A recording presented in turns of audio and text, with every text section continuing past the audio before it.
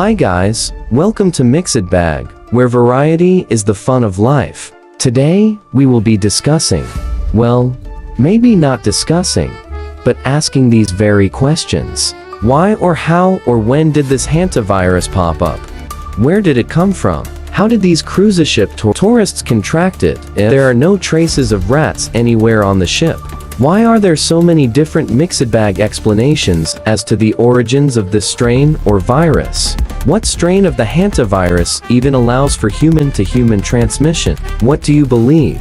Do you think the governments of this world are trying to come up with another virus agenda like with COVID-19? Or do you think this whole matter is a fabrication of lies for us all to eat up, so we don't notice the other elephants in the room currently concerning the world? I let you decide.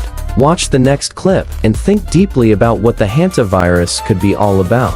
In April 2026, a group of people boarded a cruise ship in Argentina. 5 days later, one of the passengers started feeling ill, and 5 more days later, he wasn't alive anymore. No one knew what happened. When the ship arrives at St. Helena Island 13 days later, on April 24th, his body was examined at the hospital. His wife, who accompanied his body, wasn't feeling well. The next day, she took a flight from St. Helena Island to Johannesburg, South Africa. When she lands, she collapses at the airport and then passes away. The cruise company hadn't confirmed that these deaths were related to a medical situation on board that boat. But the same day, when the wife passes away, another passenger on the boat becomes ill. He's evacuated to South Africa and admitted into the intensive care unit.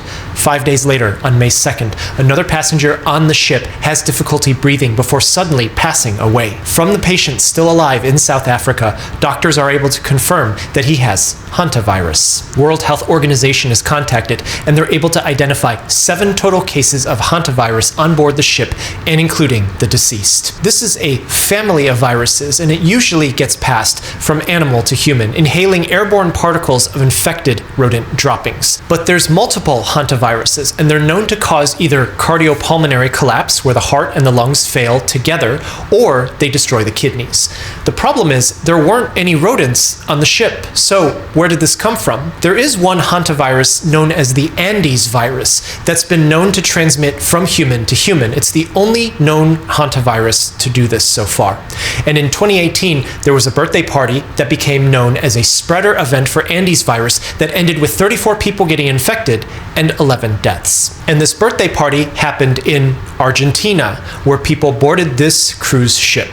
As of the time that I'm posting this, they're still confirming if it is actually Andes virus. They're contact tracing the people who are on the flight with the wife who died after landing. The doctor on board the cruise ship who would be seeing passengers with symptoms is also sick, suggesting that this could be Andes virus because human-to-human contact. Now, on the flip side, it's not that hard to get sick sometimes on a cruise ship.